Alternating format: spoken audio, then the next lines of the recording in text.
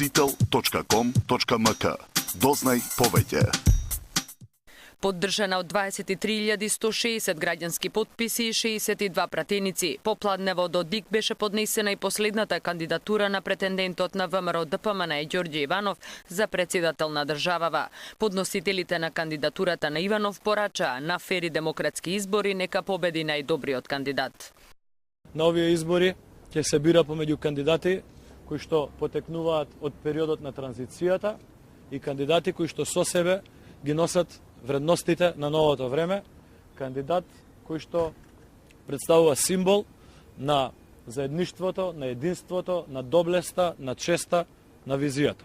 ДИК денеска ја разгледуваше доставената кандидатура на председателскиот кандидат на Нова демократија Имер Салмани. Вчера пак ги верификуваше номинациите на Нано Ружин од ЛДП, Мируше Ходжа од ДП и Љубомир Фрчковски од СДСМ.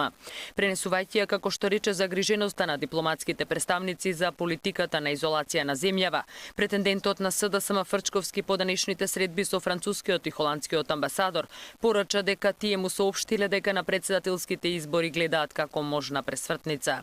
Почнува тоа да биде многу директно и многу отворено прашано, веќе нема ни дипломатски резерви околу тоа.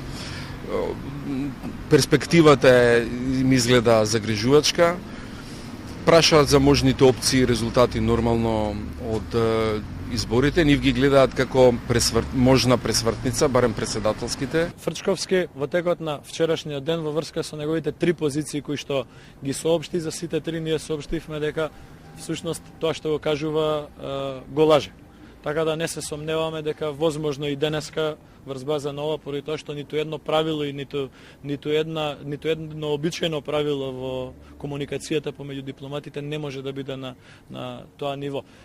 Во духот пак на локалните избори, денеска управниот суд во Скопје ја прифати жалбата на независниот кандидат за градоначалник на Гостивар Руфи Османи. Со тоа практично Османи доби виза за влез во трката за шеф на Гостиварската локална самоуправа.